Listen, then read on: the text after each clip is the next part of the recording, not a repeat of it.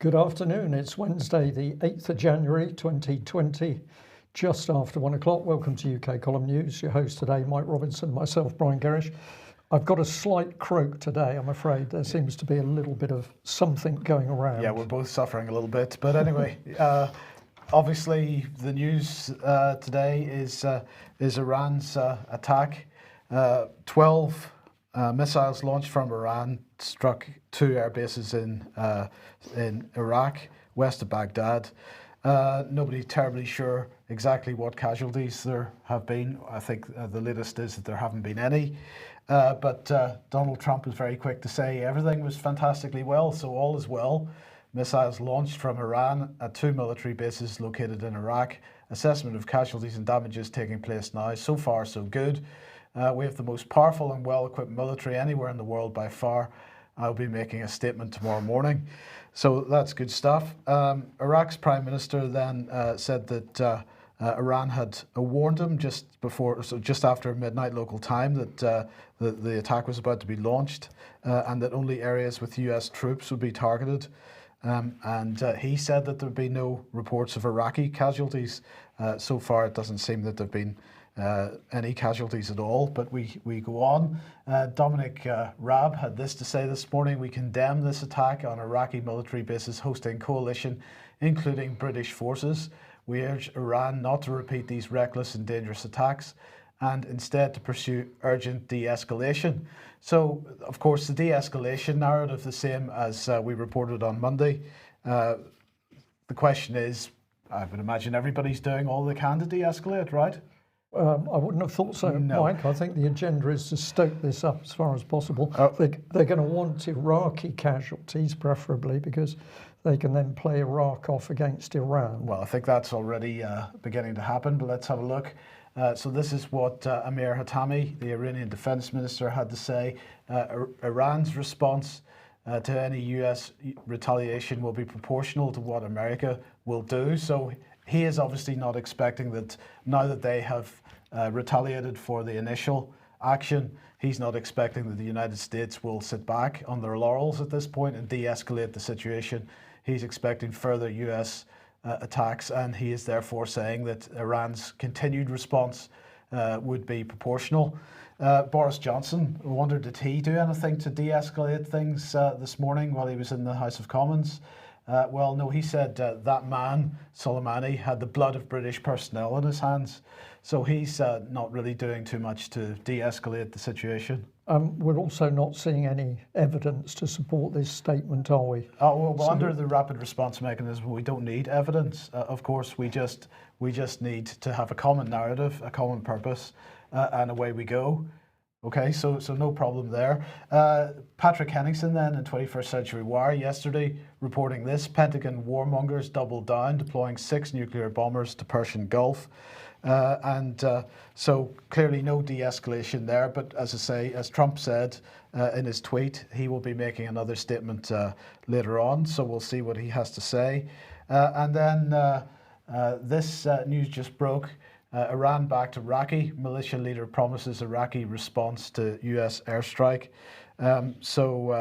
This is Qais al-Khazali, who said this morning that Iran had made its initial response. He said the initial Iranian response to the assassination of the martyred commander Soleimani has happened. Now it is time for the initial response to the assassination of the martyred commander Muhandis.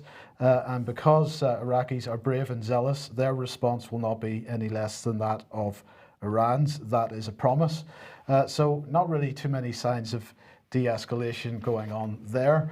But in the meantime, then this morning, the sad news of an air crash of an aircraft leaving Tehran airport heading for Ukraine. 176 people on board, no survivors. So there were 3 Britons, 3 Germans, 63 Canadians. I think that the figures that have been published with respect to foreign nationals are a little bit misleading, because it seems that actually most of the people on board this aircraft were Iranians or people that held dual nationality. So that there were some people asking, I wonder why so many Canadians were on board, but I think it was dual nationality was the main thing. Now this was a Boeing 737 MAX aircraft, Boeing 737-800 aircraft, not the MAX aircraft, and it was reasonably well cared for, it seems. But it did a number of possible explanations already doing the rounds, that it was. There were reports of an engine failure, the reports of that it was shot down, and there were reports that it potentially had collided in midair with an Iranian drone. My question with this, Brian, is why was it even in the air? Because under the circumstances, it probably shouldn't have been. Certainly British Airways had diverted flights and returned at least one flight that was going to be was going to be flying to the region. They clearly felt that it was probably too dangerous to be in that particular part of the world at that particular time. So, so I think that's the question. Good question. We don't know. Yes. Okay. So we watch this situation develop, and we will report on it as it does. But certainly, it doesn't look like anybody terribly interested in de-escalating, well, that can't end well if it continues to build. Absolutely true. And of course, the BBC is going to do its best, because the BBC must be delighted that they've got some increasing bloodshed in the new year. Okay, let's move over to Israel then. Well, the Israelis have announced new illegal settlements, almost 2,000 new settler homes in the West Bank. So 1,936 housing units in total, according to the anti-settlement watchdog Peace Now.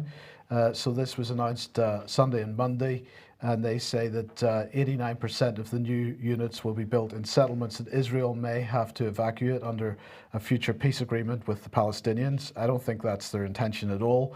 According to Peace Now, 1,150 of the units have been approved for phase one under the planning process, and then a further 786 have received their final approval.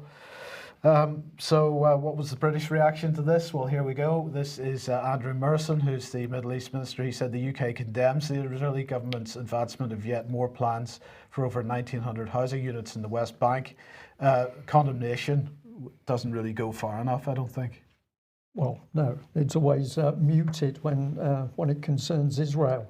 But just before Christmas, we were paying attention to the BBC that was attempting to pin the expression New World Order as an anti-Semitic phrase. UK Column put out a little video to tackle what the BBC was trying to do. But I'm going to say a very big thank you to a viewer who sent this in to us. It's the Times of Israel. And the article is Chief Rabbi, Immigrants from Former Soviet Union Are Religion-Hating Gentiles. And Yitzhak Yosef, who's the gentleman in question, well, he actually said a little bit more, but it's really what was then said about him, which is of interest. So let's see what he actually said. He said there are many non-Jews here in Israel, some of them communists, hostile to religion, haters of religion. They're not Jews at all, Gentiles. Then they vote for parties that incite against the Orthodox and against the religion. So pretty hard, you could say, criticism, but this was the response. And it's Avdor Lieberman, who's head of the Israel Better New Party, and he said that Rabbi Yosef's words were anti-Semitic and racist, and that he hoped Yosef would be replaced by someone who wouldn't separate and divide people. So you have a very senior rabbi who is commenting on people coming into the country. You can say that what he said was quite harsh, but the attack on him is that he's anti-Semitic. I think this is getting out of control. So let's just come back to the good old BBC. This was a tweet that went out on the UK Column Twitter page, and the picture there of Nikki Campbell, BBC Radio 5, is the start of a clip which was put together by the column, and it was basically exposing Nikki Campbell as being a trouble stirrer, because so many other people had used the phrase New World Order. But if being anti-Semitic means you can't use the phrase New World Order, you can't actually be Jewish and criticise matters to do with the state of Israel, you can't be a rabbi and criticise without somebody saying you're anti-Semitic. I think it's lost all meaning. So what we've now got is an excellent example of what happens when you try and crush free speech. People simply cannot make effective common sense comment. So there we are, remarkable situation. We've now got anti-Semitic rabbis. No doubt the BBC will be reporting that, or maybe not. We'll see. Okay, let's move on to Brexit, and everybody will be delighted to know that the wonderful Ursula von der Leyen is in London today. She was at the London School of Economics this morning giving a speech. We'll come on to that in a moment. She's over to talk to Boris Johnson about the next stage of Brexit, because of course as the withdrawal bill moves through committee stage today, it will undoubtedly get royal assent in plenty of time for the 31st of January, and we will be leaving without leaving on that date, because of course then begins the process of the future relationship negotiation, and that's why Ursula is in town. So what did she have to say? She said, it is in our mutual interest to build a new partnership that will enable us to defend and strengthen our interests, both from an economic and a security point of view. Security, of course, we already know equals defence. So she's effectively using the word defence twice in that little statement. She also was extremely concerned that Britain would not harden its position on EU citizens living in the UK. That I think was really because of various amendments to the withdrawal bill that were tabled yesterday, which were defeated. So she was concerned about that. But towards the end of her presentation to the London School of Economics, then she started talking about NATO. And she said, well, NATO's a really great organisation. We're very keen to have a close relationship with NATO. The EU, she said, will never be a military alliance like NATO. It's much broader and much deeper than that. So she then went on to talk about single point command, about single point procurement, and the kind of things that the UK column has been talking about for quite some time. But what was absolutely clear from that statement is the EU Defence Union will never be a military alliance like NATO. That is pretty clear and definitive. NATO is a military alliance of sovereign nations, and she is making it absolutely clear that that is not what is envisaged for the Defence Union. So again, this is a key issue. It's going to be a key issue this year because the future relationship is under negotiation at the moment. While the media, the mainstream media, is focusing on trade deals, of course, this is also going on, and I haven't seen anybody covering her comments on defence during that presentation. We will be pushing a lot more out on this tomorrow on Twitter and other places, so keep an eye out for that. She looks as though she's had a bit of a hard time in that image, Mike, burning the midnight oil with her political papers maybe, but it also looks as though she's a bit tearful. Has she been given a rough ride? No, I don't think that's, she maybe just got the cold. Okay, well.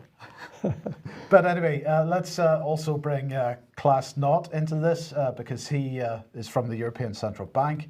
And his comment this morning was, in economic terms, there may be little difference between a no-deal Brexit that could have occurred on the 31st of January and a hard Brexit that could still occur at the end of 2020. Because, of course, Boris claiming that he is intending to have the full trade deal done by the end of the year. Well, many people extremely sceptical about whether that's possible, and very much suggesting that Britain could still leave. Well, they're now calling it a hard Brexit rather than a no-deal Brexit. But, you know, it's tantamount to the same thing. Of course, as the year progresses, we're going to start seeing the arguments about whether we need to invoke that 2-year extension to the transition period or not to allow the discussions to continue. So if anybody was hoping that the whole Brexit saga is going to end on the 31st of January, I'm afraid, as we've been warning, it's only just beginning. Brexit without the exit continues. Absolutely. There was never any exit. Well, again, thank you to a viewer who picked up on our Monday report that the BBC wasn't really focusing on the history of relations with Iran and the 1953 coup. So this was a header that our viewer picked up, the US, Iran and Qasem story explained in 400 words. And when you got into that story, what did it tell us? Well, it told us that the US and Iran have long been foes. Problems can be traced to at least 1979. So in this article, of course, what they do is they airbrush out a BBC's own report. It is there, but you have to go looking for it, that in 1953, US and British intelligence services orchestrated a coup to remove the democratically elected Prime Minister of Iran. So the BBC gently, maybe not very subtly, admits to report this. It doesn't want to go into that in any detail. And it's now rewritten history with Iran that it starts in 1979. Pretty remarkable propaganda. Well, of course, it's not remarkable at all. It is the BBC. No, absolutely. And let's stick with media, because here's Press Gazette. Telegraph's Middle Eastern correspondent says Russia tried to discredit her reports on Syria. So this is Josie Ensor. She apparently has just won the Mary Colvin Award at the Press Gazette British Journalism Awards last month. And she told them, the Press Gazette that is, I don't think we've seen anything quite like it in terms of the two different narratives that have been going on in Syria. I get called a regime change journalist all the time. I don't support either side, but you get accused of supporting the rebels because you report on the Syrian government's atrocities. And Brian, I really have to wonder, do these people really not see that what they're doing by going in and reporting from the rebel side, reporting on what she describes as the Syrian government atrocities, never going into the Syrian government side and reporting on the atrocities committed by Western-backed rebels, i.e. terrorists? Does she not see that is a legitimate criticism of her, that she is a regime change journalist? She went on to say that she and colleagues from the New York Times and the Washington Post recently had their photos published online with captions calling them Al-Qaeda sympathizers because they reported on civilian casualties in rebel-held Idlib and other areas. But the problem is that they didn't really report on civilian casualties in Mosul, for example. They didn't report on civilian casualties in Raqqa, at least not in the same way.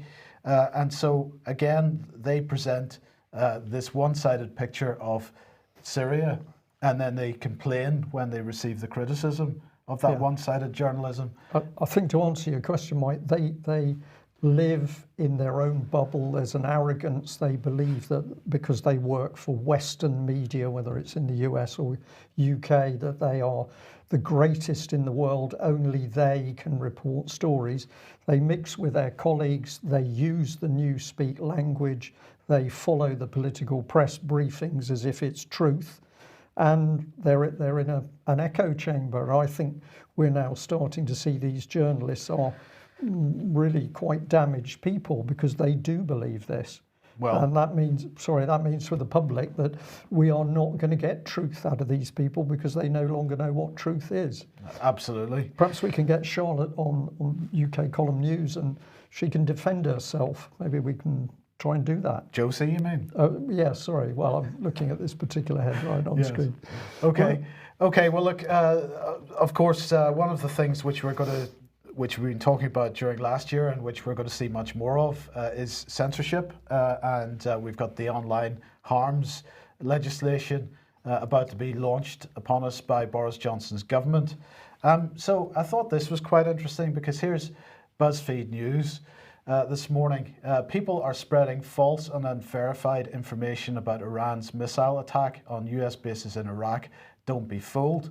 And what's interesting is that it's a very long page, as you will see, and they highlight various tweets and other social media stuff as either being false or unverified and so on. And suddenly they seem to be taking on this role of the fact checker, and you know, everything that ever appears on social media is now being criticised in this particular article. So that's interesting. I thought it's BuzzFeed News, okay, but then this morning the BBC seems to be doing the same thing. So here's BBC trending. This was yesterday, sorry. Australia fires, misleading maps and pictures go viral. And they also produce, unfortunately, some of the embeds didn't get captured by when I took the screen capture, but so any white space you see on there was embedded tweets and so on. But the page, as you can see, very much like the BuzzFeed News page, criticising the material that's on social media. And the BBC taking on a fact-checking role here, but this is BBC Monitoring in this case. BBC Monitoring's only role is to monitor social media and follow what people are talking about on social media. Because they're very worried. They're a very worried BBC because their brand is slowly falling apart. Well, that is true. But of course, what's also going on here is this notion of credibility. Is one which is being presented as that the mainstream media is the only credible source for any information. Now, of course, when you look at content on social media, it may well be unverified, but it doesn't mean that it's not legitimate. There may well be false information, but for every one of those criticisms from the mainstream press about people reusing video clips from the past in social media posts. Well, of course, one of the reasons that people do that is because perhaps there is copyright-free material which might gives an impression of what the post is about.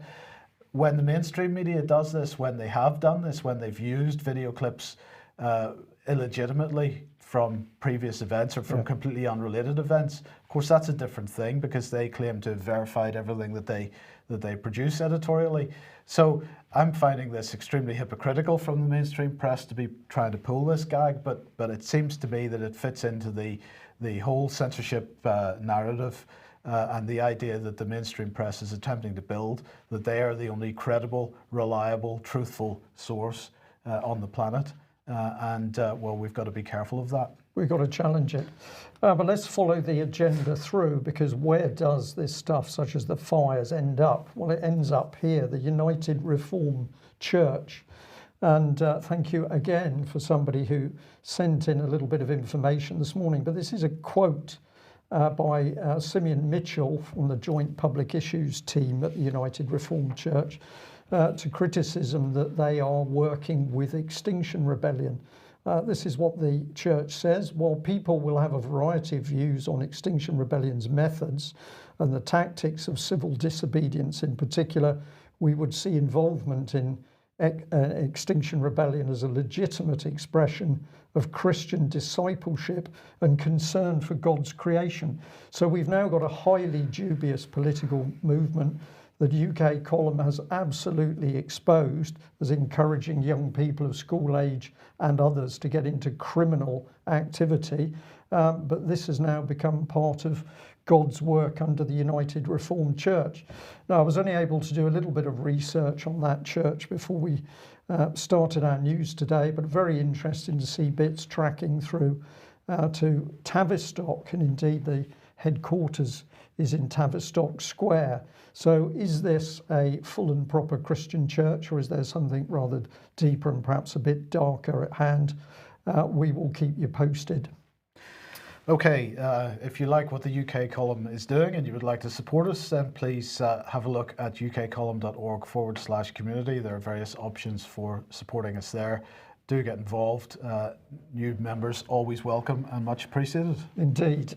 Right, well, let's bring on this gentleman, Dominic Cummings. Now, after the news on Monday for UK column members, we did an extra little piece in which we talked about this man because he's had quite a lot of publicity over the last few days around an advert which he put out on social media where he was claiming for weirdos and misfits to apply for number 10 jobs.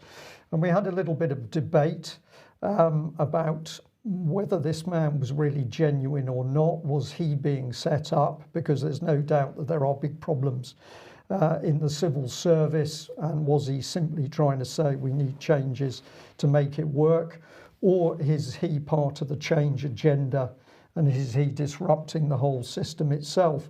Well, we don't really know, but we're going to ask the question, who's running the civil service? And once again, I've got to say thank you for the information pushed in, because we were sent this. Now, this dates from September 2011, but I've never seen it before. Fascinating document, Civil Service Learning, a guide to the common curriculum. And what sort of thing does this thing do? Well, it basically sets out that there's going to be a massive structured plan which tackles every area of somebody's life and professional career within the civil service. So I've highlighted a few bits. We've got a learning opportunities map, we've got an overview of topics, and this common curriculum, drawing everybody together into the common curriculum. Mandatory learning, I found this very interesting, because what we've got is diversity and equality has been raised to the same level as national security. So civil servants must, under their mandatory learning, learn about protecting information, quite right too. But notice in the middle of that, we've now got diversity and equality. So this is the lengths to which the government's gone to make sure that you cannot do anything but follow the line on diversity and equality. This one really caught my eye, big society through public engagement.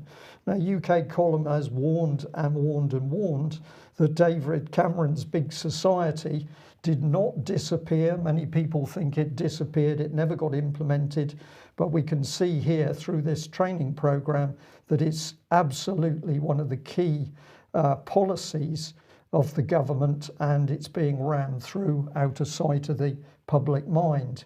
So let's bring in this one, commercial awareness. And this is an important part of the training. And we can now see, of course, that our public service, the civil service, has now become something very different when the emphasis is on business skills and commercial skills. So is this a public service, or is this now a quasi-corporation, which is simply part of the government itself? And we're bringing this one as well, which I found interesting. We've got a lot on communications, presenting difficult messages. So don't be fooled if the government's putting out information, people highly trained to make sure that only the required line goes out. So what do I think we've got here? Well, you've got micromanagement of every part of somebody's job in the civil service, but also you can clearly see the common purpose, the hive mind. So what else can we tell you? Well, let's look at this. If you'd like to know more, unfortunately not. The first thing you discover is that the old National School of Government has closed. That's interesting. I didn't see a lot of publicity about that. But if you go on the website, as you can see, gov.uk, it has gone. So we think we're going to learn about civil service learning, but unfortunately we're not, because that's now behind a protective screen. So the public who pays for the civil service learning is not allowed to get in order to find out what's going on. But we did manage to find a bit for our viewers today. This is part of a blog on the civil service, and it's a gentleman, Gareth Russell. Civil service learning, what is it about? For many of you, my guess, he says, is that the letters CSL conjure up certain thoughts in your minds: mandatory e-learning, robotic joining instructions, and occasional frustrating website. That was his experience as an outsider, but it's all changed. And how did it change? Well, in November 2015, he made the short walk from the Home Office Human Resources across to the Learning Centre to begin a 7-month secondment as a, quote, commercial manager.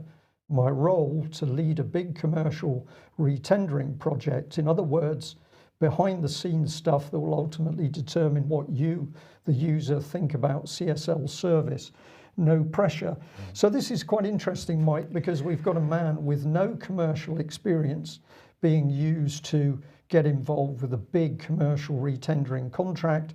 But I'm pretty sure that the big contract he's talking about is for the provision of this civil service training. But we see nothing. We have found in the couple of hours before coming live on this news, we have found no information as to who is actually providing this training. And we'd like to ask our audience today for help on this. Who is actually now training the civil service? Let's look at this man in a bit more detail. He goes on to say this under the heading Common Purpose.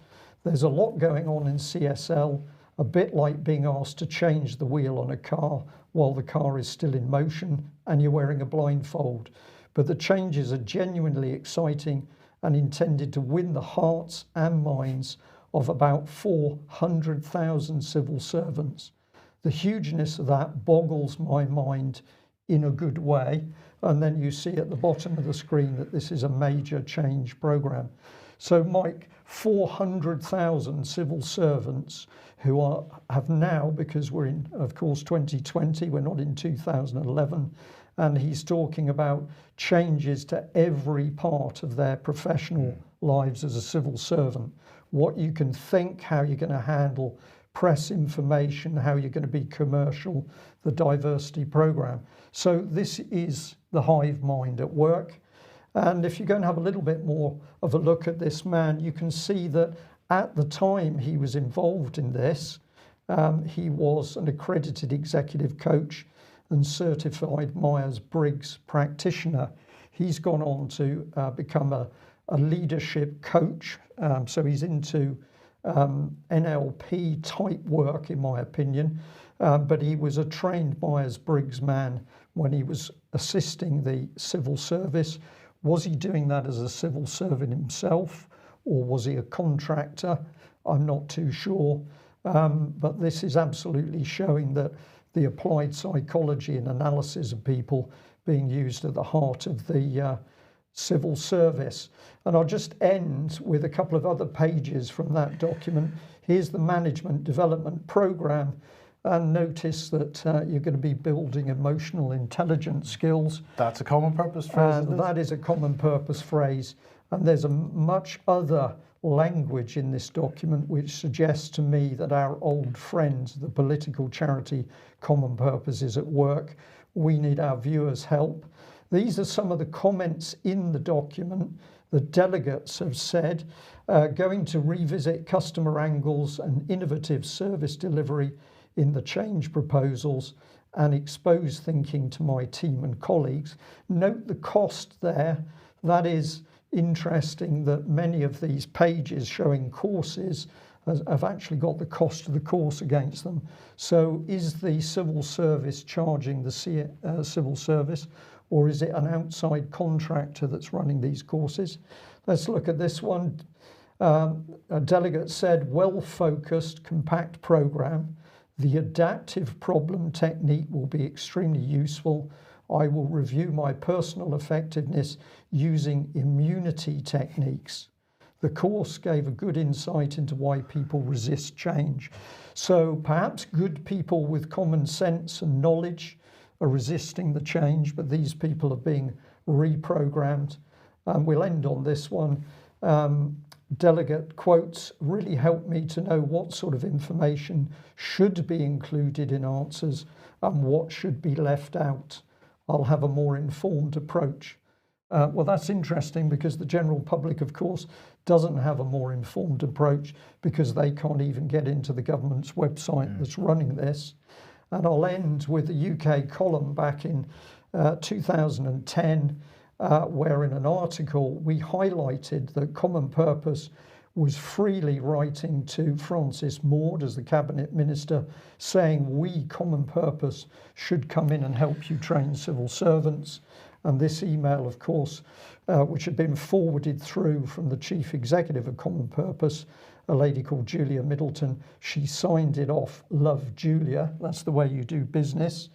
And what we also discovered was that basically the minutes of the meeting were fiddled so that common purpose there, item 7, running workshops for the top 200 under the common purpose model was proposed. Committee members agreed to consider the costs. But if you look at who was present in that meeting, and it included David Bell, who was himself involved with common purpose. So many people have said that what this was in fact insider dealing to get a contract to train the top civil servants. But I think it's happening. This is very dangerous stuff, Mike. And when people say to us, why don't government departments react, properly, it's because the people are not thinking properly. But good news, because Toyota is building a new city. So the Daily Mail here, we're going to have Toyotaville. Well, in fact, it's not. It's going to be called weaving or something like that, because apparently Toyota used to build weaving machines. The Woven City.